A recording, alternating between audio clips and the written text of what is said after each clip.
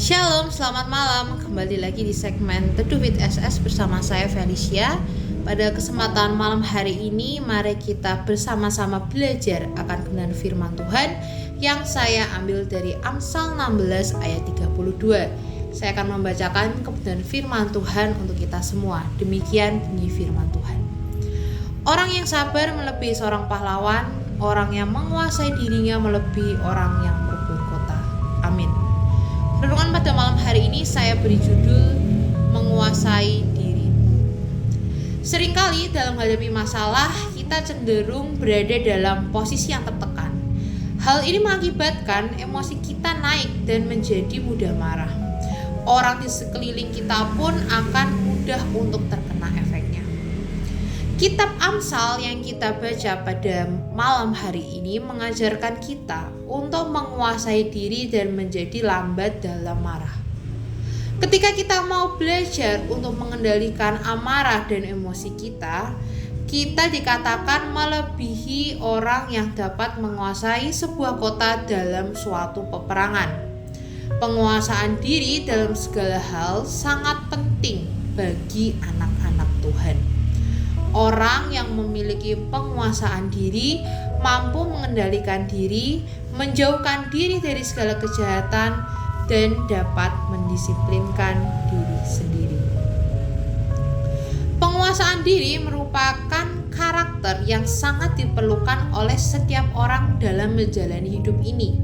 Tanpa adanya penguasaan diri, banyak sikap dan tindakan menjadi tidak terkontrol sehingga mengakibatkan kerugian dan kegagalan. Sebaliknya, penguasaan diri membuat kita mampu untuk berpikir lebih matang, bersikap lebih tenang, dan bertindak lebih hati-hati. Penguasaan diri ini dapat dikatakan sebagai fondasi bagi pengembangan karakter-karakter lainnya. Nah, secara singkat, mengapa kita perlu memiliki penguasaan diri? Yang pertama, kita sebagai manusia cenderung bereaksi spontan atau bersikap reaktif, yaitu bertindak dulu baru berpikir. Jadi sebagai manusia kita seringkali berbicara dulu baru berpikir, bertindak dulu baru berpikir, yang mengakibatkan kita tidak bisa memikirkan apa efek dari tindakan atau perkataan kita ke depannya.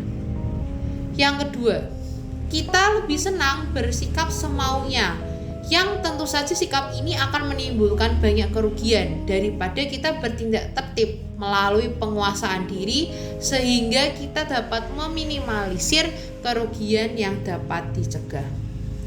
Yang ketiga, kita perlu penguasaan diri sebagai suatu latihan iman dan dasar bagi pengembangan karakter lainnya. Jadi itu adalah 3 rangkuman mengapa kita perlu memiliki penguasaan diri. Di Alkitab banyak sekali contoh orang-orang yang memiliki penguasaan diri. Daud dapat menguasai diri sehingga enggan membunuh Saul meskipun ia memiliki kesempatan untuk membalas dendam kepada Saul karena kejahatan yang sudah dilakukan terhadapnya.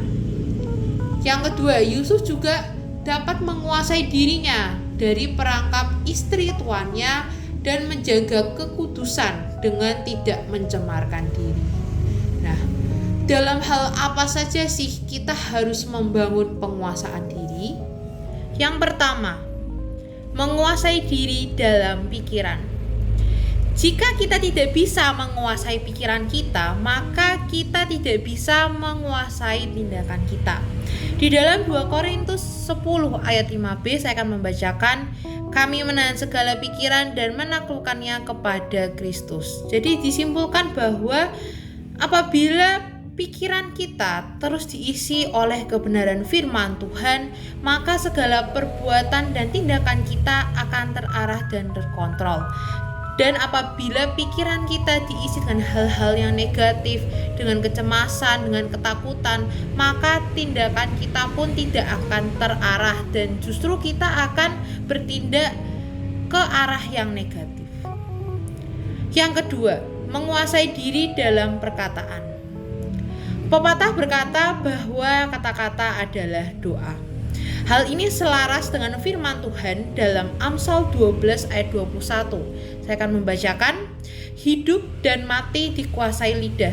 Siapa suka mengemakannya akan memakan buahnya. Amin. Kata-kata memang mudah sekali untuk diucapkan, tetapi seringkali terucap tak pernah bisa ditarik kembali. Setiap kata yang keluar ibarat sebuah doa yang terucap, entah itu baik atau buruk. Waktu yang akan mewujudkan doa dari kata-kata itu menjadi kenyataan. Seperti yang tertulis dalam ayat yang saya bacakan tadi, siapa yang menggemakannya atau mengucapkannya akan memakan buahnya, yaitu buah dari perkataan kita. Inilah perlunya menguasai diri dalam perkataan kita. Kita harus berpikir sebelum berkata-kata supaya kata-kata yang kita keluarkan adalah kata-kata yang membangun, memotivasi, meneguhkan, menguatkan, dan memberkati, sehingga setiap orang yang mendengarnya mendapatkan berkat dari perkataan kita. Dalam Kolose 4 ayat 6 yang berkata, hendaklah kata-katamu senantiasa penuh kasih, jangan hambar, sehingga kamu tahu bagaimana kamu harus memberi jawab kepada setiap orang. Jika kita tidak bisa menguasai diri dalam perkataan, kata-kata kita cenderung melukai hati orang lain. Ketika kita menyadari bahwa kata-kata kita telah melukai, kita bisa saja meminta maaf, tetapi kita tidak bisa menarik kembali kata-kata kita. Oleh sebab itu, mari kita menguasai diri dalam perkataan kita. Yang ketiga, menguasai diri dalam keinginan dan perbuatan. Tuhan menciptakan manusia dengan kehendak bebas. Manusia tentu saja memiliki pilihan-pilihan dalam kehidupannya. Namun kita harus ingat bahwa manusia bebas dalam keinginan apapun, tetapi tidak bebas dalam menerima konsekuensi dari keinginannya itu. Karena itu kita harus menguasai diri dalam kehendak kita, supaya apa yang kita inginkan, apa yang kita perbuat adalah keinginan yang sesuai dengan kehendak Tuhan dan mendatangkan kebaikan dan menjadi berkat bagi sesama kita. Semua yang ada di dalam dunia ini, yaitu keinginan daging dan keinginan mata, serta kawan hidup bukanlah berasal dari Bapa, melainkan dari dunia. Bisa Bapak Ibu baca dalam 1 Yohanes 2 ayat 16. Jadi ada 3 hal yang penting untuk kita kuasai. Yang pertama, menguasai diri dalam pikiran kita. Yang kedua, menguasai diri dalam perkataan kita. Dan yang ketiga, menguasai diri dalam keinginan dan perbuatan. Rasul Paulus dalam suratnya kepada Titus, dalam Titus 2 ayat 6 menasehatkan, terkhususnya untuk anak muda, menguasai diri dalam segala hal. Nah, pertanyaan selanjutnya, bagaimana sih tips untuk memiliki penguasaan diri? 3 penguasaan diri tersebut, yaitu dalam pikiran, perkataan, dan perbuatan. Yang pertama, mengakui masalah Anda. Apabila Anda memiliki masalah, jangan malu untuk mengakui masalah Anda kepada Tuhan dan juga sesama. Yang kedua, lupakan yang ada di belakang atau masa lalu Anda. Jadi yang lalu biarlah tetap lalu. Yang ketiga, percaya bahwa Anda bisa berubah. Yang keempat, menjadi pribadi yang bisa dimintai pertanggungjawaban dalam segala tindakan dan perkataan kita. Yang kelima, menghindari cobaan. Jangan menaruh diri Anda di mana Anda akan menghadapi pencobaan. Semisalnya Anda bergumul ingin stop minum alkohol, maka seharusnya Anda tidak pergi ke bar, dan seharusnya Anda tidak pergi ke tempat-tempat yang Anda memungkinkan untuk bisa kembali untuk meminum alkohol. Dan yang terakhir, bergantunglah dengan kuasa Tuhan. Bapak Ibu Saudara yang dikasihi Tuhan Yesus Kristus, penguasaan diri akan membentuk kita menjadi pribadi yang lebih dewasa. Dengan penguasaan diri, kita tidak akan mudah terbawa arus dosa duniawi. Dengan memiliki karakter ini, kita akan semakin serupa dengan Yesus Kristus. Penguasaan diri tidak datang dengan sendirinya, namun melalui suatu proses, yaitu tunduk pada pimpinan Roh Kudus. Tanpa Roh Kudus mustahil kita bisa menguasai diri terhadap pencobaan yang ada.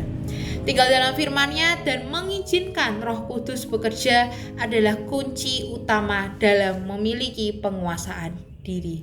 Mari Bapak Ibu Saudara, kita berkomitmen untuk memiliki atau kita berkomitmen untuk belajar hidup dalam penguasaan diri. Kita akan bisa menghadapi setiap godaan jika kita mau menjaga pikiran kita, perkataan, dan perbuatan kita. Renungan malam saya aminkan sampai di sini. Berbahagialah orang yang mendengarkan kebenaran firman Tuhan, terlebih melakukan dalam kehidupan mereka sehari-hari. Soli Deo Gloria, segala kemuliaan hanya bagi nama Tuhan. Selamat malam, selamat beristirahat. Tuhan Yesus memberkati.